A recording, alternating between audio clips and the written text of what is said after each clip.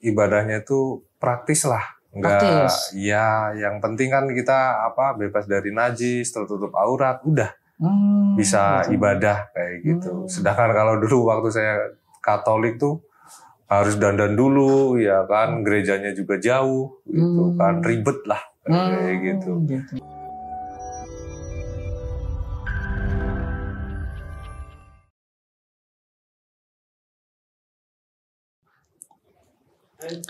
Ya, bismillah, assalamualaikum warahmatullahi wabarakatuh. Alhamdulillah, wassalatu wassalamu ala rasulillah, mabad. Ya, teman-teman sekalian, dimanapun Anda berada, apa kabar?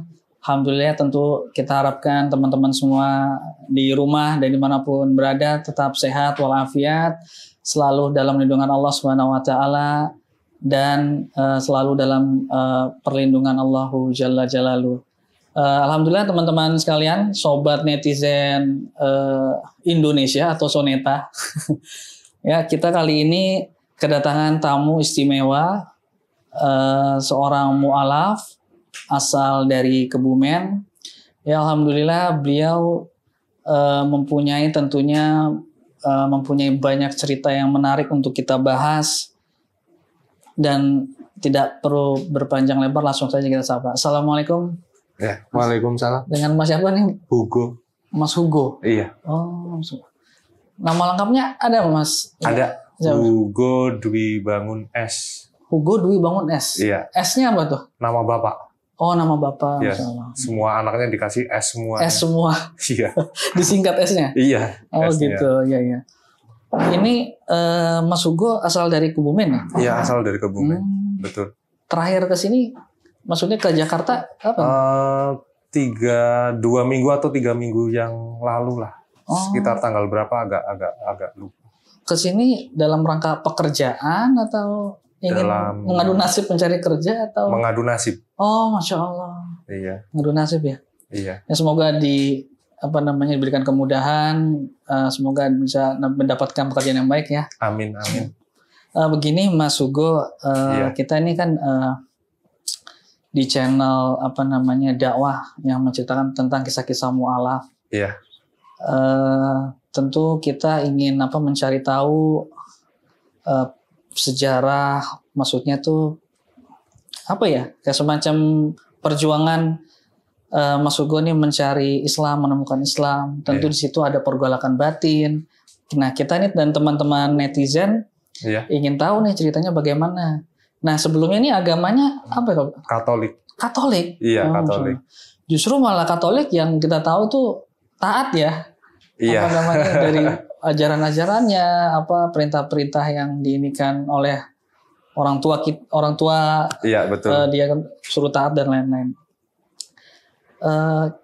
Kita ingin tahu Mas Hugo masuk Islamnya tuh tahun berapa? 2016. 2016? Iya, sekitar bulan Januari lah. Tanggalnya lupa. Iya. Di mana waktu itu syahadatnya? Syahadatnya di KUA. KUA Kecamatan Padurso. Kebumen? Iya, Kabupaten Kebumen. Masya Allah.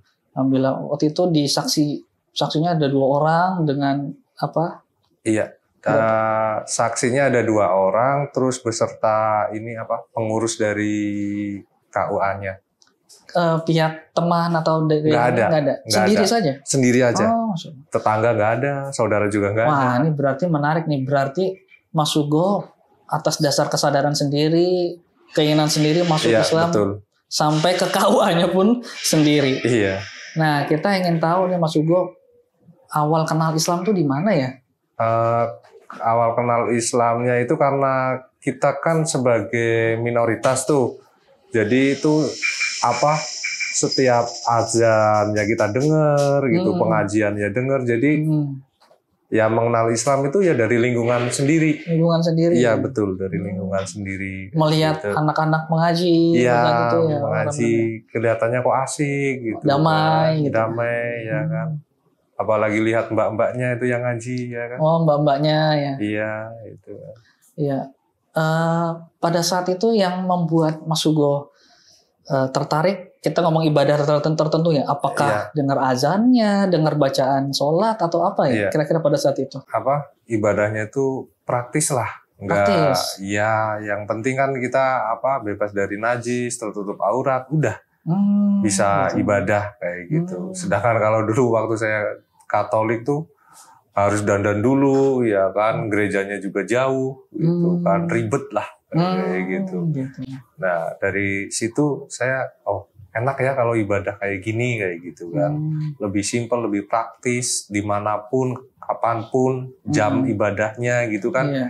Bisa dilakukan, yang penting bebas dari najis itu. Najis itu ya. Berarti dari bab toharo aja bisa menggugah teman-teman non muslim ini untuk mengenal Islam lebih jauh, masuk Islam malah gitu kan. Iya. Karena juga banyak juga di teman-teman mualaf kita yang baru juga mereka masuk Islam masuk bab toharo saja, dari kebersihan, najis segala macam.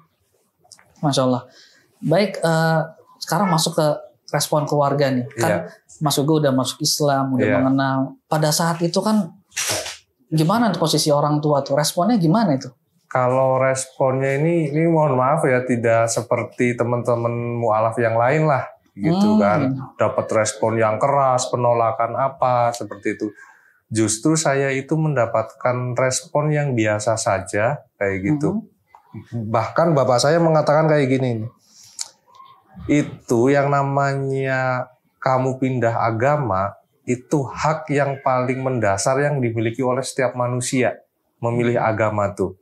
Jadi silahkan kamu memilih agama kamu, terserah agamamu apa, yang penting kamu itu menjadi orang yang beragama yang bertanggung jawab sesuai dengan pilihan kamu.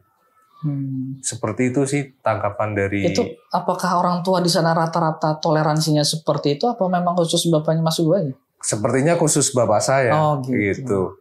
Kalau saya nanya-nanya ke temen gitu kan, saya kan kadang-kadang bercanda tuh sama temen. Misalnya kamu yang pindah agama sama orang tua kamu, dibolehkan nggak? Ya sepertinya diancam sih, kayak gitu. Nah itu ya syukur alhamdulillah saya punya orang tua yang istilahnya bisa memahami keinginan anaknya lah, gitu. Tidak seperti teman-teman mualaf yang lain itu kan penuh dengan penolakan, penuh dengan penuh dengan kekerasan dan lain-lain itu. Kalau saya tidak mengalami itu. Gitu kan. Memang di sana ada cerita-cerita seperti itu, teman-teman Mas Ugo mungkin yang masuk Islam, atau ada cerita di daerah Kebumen yang seperti itu? Kalau saya di daerah Kebumen itu yang mualaf itu jarang sih, karena memang itu satu desa justru yang dulunya Katolik itu cuma keluarga saya. Gitu. Iya. Gitu. Cuman itu ya tadi saya ketika masuk Islam kurang sosialisasi sehingga ketika sholat pada kaget semua itu ya pada saat itu ya. Iya. pernah ngalamin itu. Pernah ngalamin gitu kan. Karena saya menjadi mualaf kan tidak disaksikan oleh warga, langsung ke lembaga resmi pemerintah tuh di KUA. Itu begitu masuk sholat Jumat, itu semua warga yang ikut sholat Jumat itu pada ngelihatin saya gitu, kok orang ini masuk masjid ikut sholat seperti itu. Jadi ya pengalaman lucunya seperti itu. Iya. Oh berarti nanti mungkin nextnya nih harus lapor RT RW kali. Iya mungkin. Ini biar warga tahu. Iya. Nah kemudian ini selama menjalani itu ada nggak hambatan, rintangan yang dialami Mas Ugo saat mungkin perjalanan memeluk Islam atau setelah Islam atau bagaimana? Hambatannya sepertinya nggak ada sih, gitu. Nggak ada, kan ya? Coba-cobaan maksudnya dari keluarga atau temen nggak ada sama sekali, nggak ini gitu kan. Nggak ada sama sekali. Gitu. Baik. Nah ini agak fundamental pertanyaannya. Iya. Kira-kira Mas Ugo ini kenapa sampai meninggalkan Katolik? Apakah menemukan suatu kejanggalan gitu? Kejanggalan di agama sebelumnya. Ini saya nggak serak dengan konsep ajaran yang ini karena begini gitu. Iya. Atau mungkin Mas Ugo ngafalin ayatnya, saya nggak cocok dengan ayat ini, pasal ini gitu. Kira-kira ada nggak? Kalau saya sih lebih nggak cocoknya satu tuh tata cara ibadah, ya kan? Ribet, kalau menurut saya itu ribet. Terus kedua, ayat-ayatnya itu bagi otak saya itu nggak masuk. gitu. Karena di situ penuh dengan perumpamaan, itu kan. Bagi otak saya itu susah untuk dicerna lah, gitu. Kalau ayat-ayatnya kayak terlalu gitu. banyak metafora ya. Iya, seperti perlu itu. banyak penjelasan tafsir-tafsir oleh sudut pandang pastor atau pendeta sendiri gitu. Iya. Kadang mereka juga suka berbeda gitu ya. Iya, sering Iya. berbeda gitu. Ya baik-baik. Iya, berbeda. Masya Allah. Gitu kan. Ya alhamdulillah kita ya tentunya senang bersyukur. Sekarang udah berkeluarga? Sudah berkeluarga, alhamdulillah. Udah punya anak? Anak 2. Ya, alhamdulillah, Masya Allah. Ya sekarang mungkin terakhir harapan ya. Harapannya Mas Hugo gimana nih setelah berislam? Punya tujuan, visi, misinya tuh gimana? Saya punya harapan kayak gini nih. Islam itu lebih besar lagi, ya kan, lebih maju lagi, gitu kan. Lebih lebih menghargai nalar dan logika, gitu kan. Kadang-kadang nih mereka itu sering mengabaikan nalar dan logika, gitu kan. Sering diabaikan seperti itu. Menurut saya itu hal yang paling penting ketika kita beragama, nalar dan logikanya dulu, kayak gitu. Ketika sudah tertata nalar dan logika, ya kan, baru beragama, gitu. Setelah sudah mengenal agama, walaupun di agama tidak mengenal nalar dan logika, menurut saya itu sih harapannya. Dan kehidupan saya jauh lebih baik. Ya, gitu, amin. kan. Dan juga saya yang lebih senang tuh kayak gini nih. Ini bukan harapan, tapi saya lebih senang kayak gini. Dan juga kepada teman-teman yang belum masuk Islam, saya pernah dan meyakini itu semua orang yang mu'alaf, saya meyakini bahwa orang yang mu'alaf itu orang yang telah dipilih. Orang yang disayangi sama Allah. Saya meyakini itu. Karena hidayah itu di tangan Allah ya. Iya, betul. Ya, hidayah jadi di tangan Allah. Allah yang pengen masuk dia Islam. Iya. Gitu ya. Ya, Masya Allah. Benar-benar orang yang disayangi dan orang yang dipilih sama Allah. Gitu. Ya, Masya Allah. Baik, mungkin itu saja ya kita doakan ya semoga tercapai cita-citanya. Kemudian harapan-harapannya, tentunya kita juga mendoakan Mas Hugo ini istiqomah. Amin. Ya, kita juga ngerti arti kesabaran di atas keimanan yang kokoh itu seperti apa, pergolakan batinnya Mas Hugo seperti apa. Masya Allah, tentunya kita ini menjadi inspirasi dan mungkin bisa menjadi semangat baru mungkin untuk teman-teman mualaf di luar sana. Mungkin yang ingin masuk Islam menamin ya, syukur-syukur gitu kan. Mungkin ini bisa jadi pertimbangan supaya teman-teman di luar sana itu berani lah. Ini aja KUA-nya sendiri, semua serba sendiri. Iya, gitu serba kan. sendiri. Iya. Orang tidak ada yang tahu gitu, karena mempunyai keyakinan yang untuk masuk Islam, maju gitu. Baik teman-teman, itu saja. Semoga bermanfaat kisah ini. Saya bersama Mas Hugo. Sebelumnya saya mohon maaf apabila ada kesalahan. Kesempurnaan hanya milik Allah Subhanahu wa taala.